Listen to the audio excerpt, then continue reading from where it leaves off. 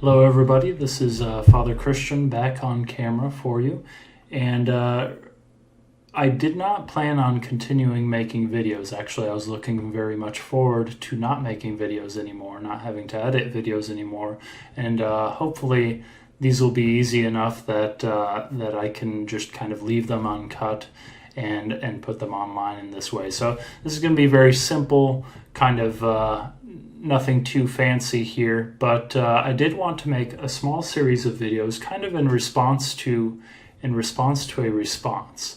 The response being the response to the homily I gave on Corpus Christi. So at that homily, I talked kind of in some detail about the move from receiving communion kneeling and on the tongue to receiving standing and in the hand, right? And how that kind of came about in the United States, despite the fact that it wasn't asked for by the Second Vatican Council, and in fact was not encouraged by the Church after the Council either, but rather allowed as an exception.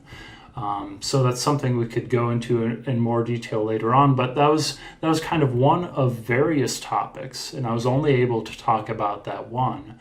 But part of the point of that homily was there are things we've probably gotten used to in the Mass as kind of the standard way of doing things that we most likely think of, and I know I did, as things that just came about after the Second Vatican Council because of the Second Vatican Council, right? Asked for by the Second Vatican Council. But in fact, there are some things which we do, or which, parishes do in general, but maybe we don't do here, but which you see within the Church, right? As kind of a general practice.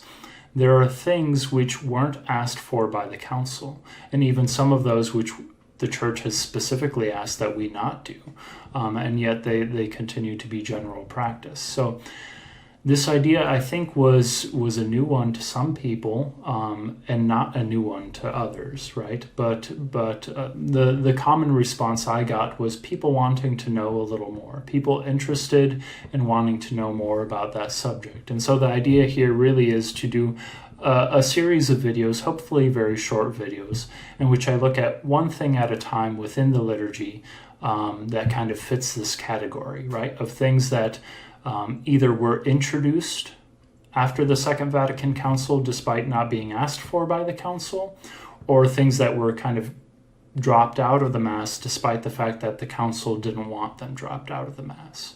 And so I'm going to talk about this. We're going to look at what the Church has to say both in the Council and in the current version of the Missal and in other documents from the Church on these things. Really with the hope not just to complain about stuff going on, right? But rather so that we all are on the same page of kind of where things are at and why they're there. And then to be able to kind of move forward with more knowledge as a community, right?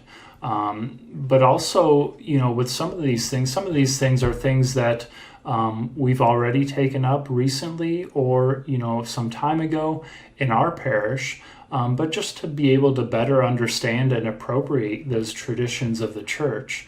And part of the reason I think this is very important for us to think about, to talk about, really is because we've grown away from the understanding of the Church throughout history, of how we approach the liturgy, which is to say, if you look at, just from the beginning, look at St. Paul writing to the Corinthians.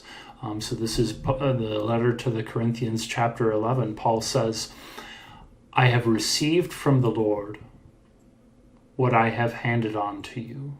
I have received from the Lord what I have handed on to you.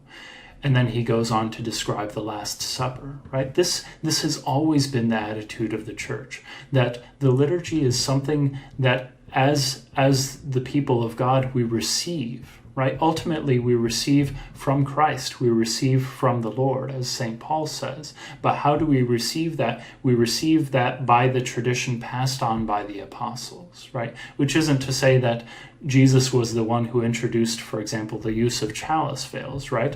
But that the tradition of the Church is what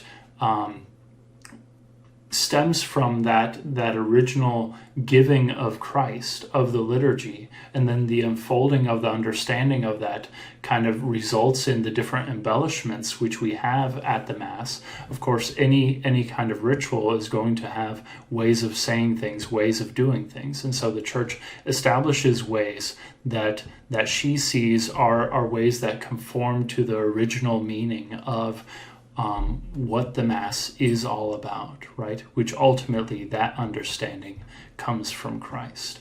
And so it's so important for us at this point in time, especially, I think, to understand that and to kind of try to gain understanding in that, because there's a tendency among all of us as Catholics nowadays to understand our relationship to the liturgy as a relationship of almost of innovation, right? That we are almost inventors of the liturgy, right? We find ways to make the liturgy appealing to people. And it's a good impulse, but ultimately the proper approach to the liturgy is to say, I receive the liturgy. I'm not an inventor, but a custodian of the liturgy, because this is something that I have received and then I must faithfully pass on, right? If we believe that this does come from Christ, that this tradition of the Church is built on the apostolic preaching, which we do, then we have to take that approach to the liturgy as to all things that we receive from the Church, that this is something that we receive, and perhaps it doesn't fully correspond to our own way of emotionally approaching things, or whatever it might be. Obviously, all of these aspects of the Mass kind of are intended to reach us in some way, and they might not seem to us individually or as individual communities to be the best way to kind of express the way we view the faith, for example. But this is part of the point of the liturgy, right? That it draws us outside of ourselves, outside even of our local community, into something greater, right? Which ultimately is the life of God. And so to receive the liturgy is the only way in which we can really do that, and to pass it on faithfully. And so this series of videos will just be an attempt at helping us to do that better, and helping us really to understand the Mass so we can approach it more prayerfully. So I invite you to join me in kind of looking at these different aspects. I'll definitely be learning as I look into some of these things myself. So I invite you to learn with me and to really delve into the beautiful traditions that have developed within the liturgy, and how we might take those into our own lives as well.